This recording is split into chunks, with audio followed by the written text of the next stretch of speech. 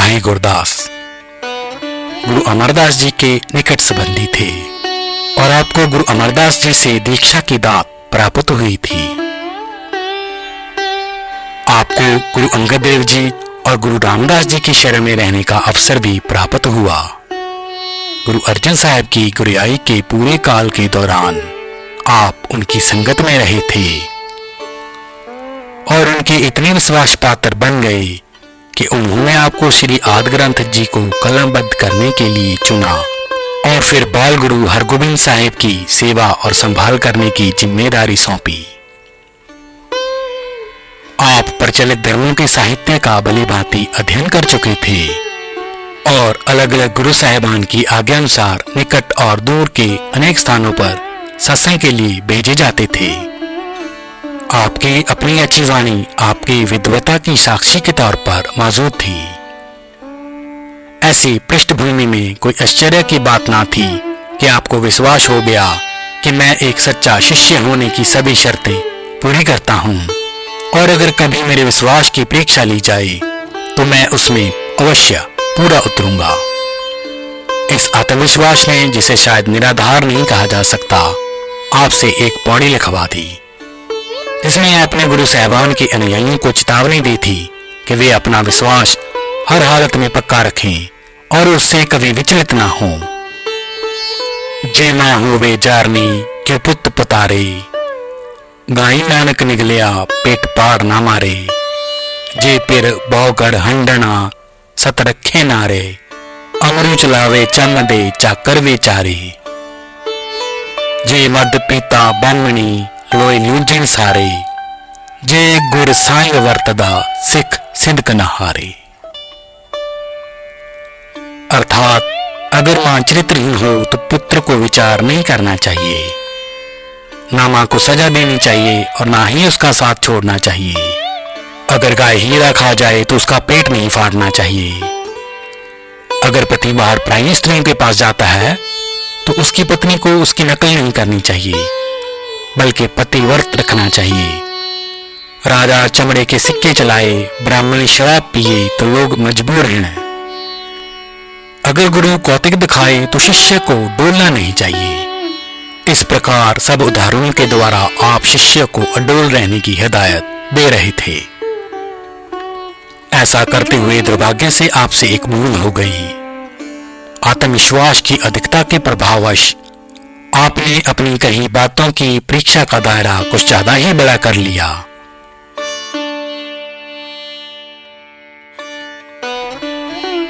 आप तो एक बड़े बोल के रूप में यह भी कह गए कि यदि शिष्य की श्रद्धा को परखने के लिए खुद सतगुरु भी कोई कौतक कर रहा हो तो भी शिष्य को चाहिए कि वह अपने विश्वास और भरोसे को पक्का और दृढ़ रखे। इसका अभिप्राय यह हुआ कि शिष्य गुरु के रचे हुए खेल में उनका मुकाबला करे और उनसे हारे नहीं। भाई साहब के इस कथन में अहम की झलक मिलती है और अहम उच्च कोटि के परमार्थियों को भी पथभ्रष्ट कर देता है। दूसरी ओर यह भी सच है कि सतगुरु शिष्य को बामण में छोड़ने के लिए उसका हाथ नहीं पकड़ते। वे उसकी सब कच्ची पक्की मलिनताओं को मिटाकर उसे विशुद्ध सोना बनाना चाहते हैं।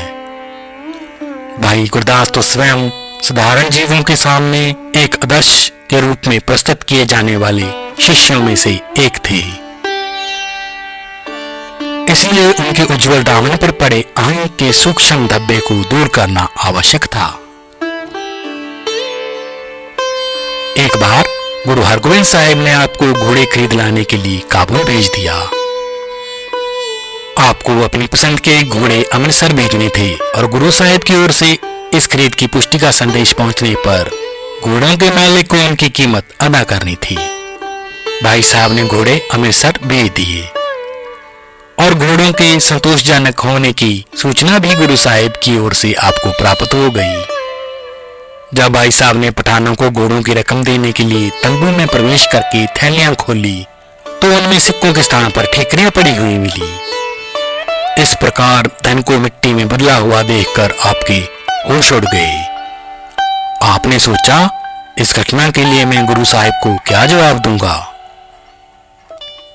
दूसरी ओर घोड़ों के मालिक पठान बड़े तेज स्वभाव के व्यापारी होते थे।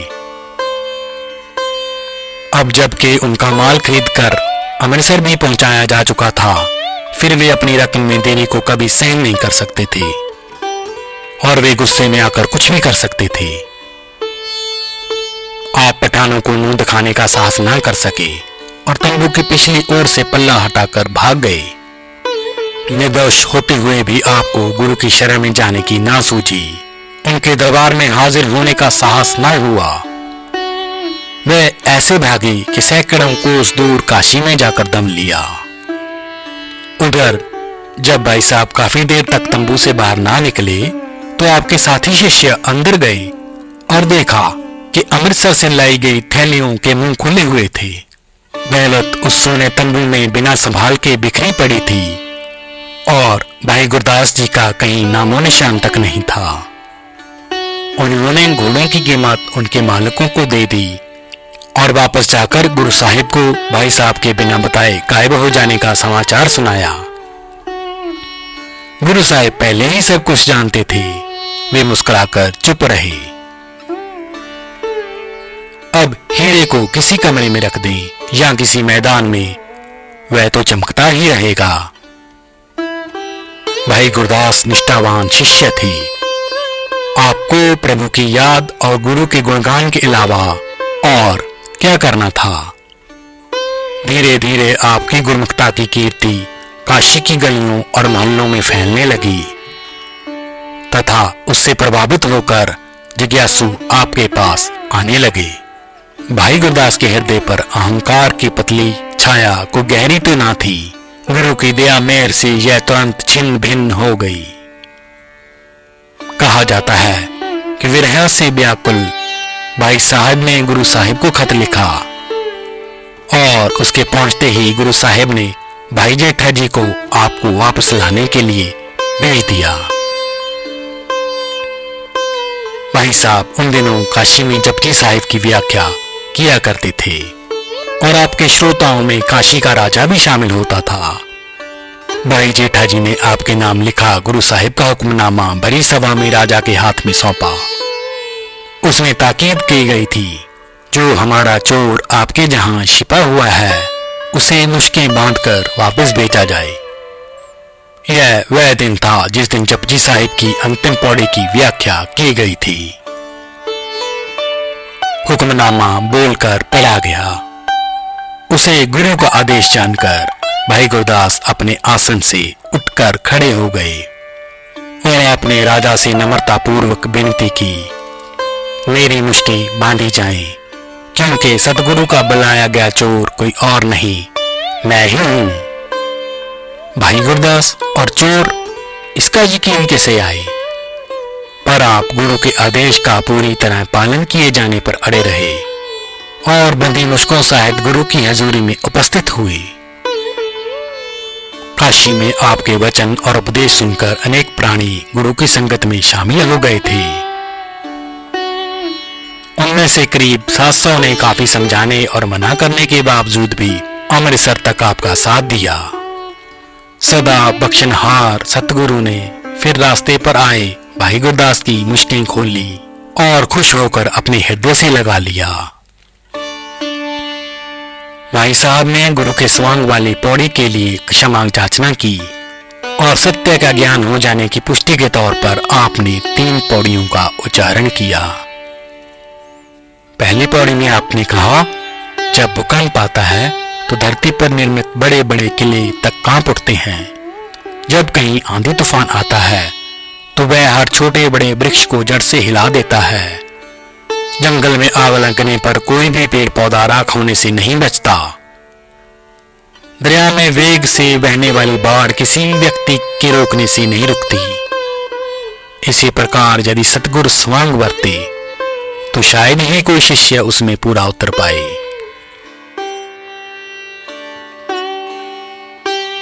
पर प्रतीत होता है कितना कहने पर भी आप संतुष्ट नहीं हुए।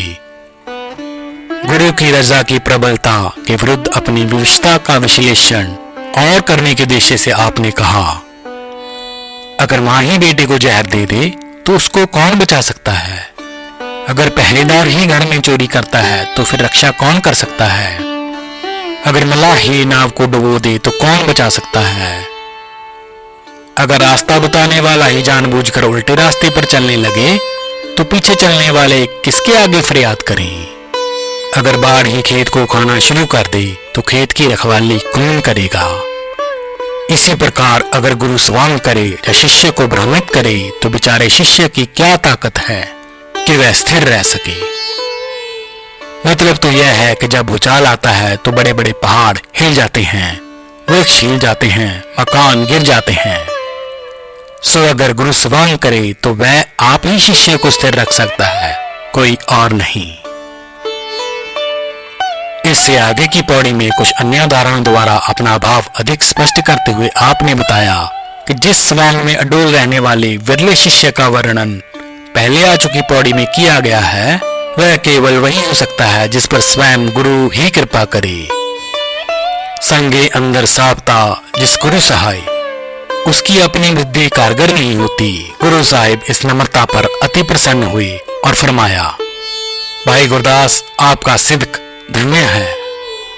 धन तो हुए गुरसिद्क कमायो, आप मुझे बड़े ही प्यारे हैं। तू मम प्यारो अत अनुरागी। गुरु अर्जन साहिब के शरीर छोड़ते समय गुरु हरगोबिंद जी की उम्र बहुत छोटी थी। वह केवल 11 वर्ष के थे, परंतु वे अपने गुरु पिता की तरह ही रूहानी हस्ती थे।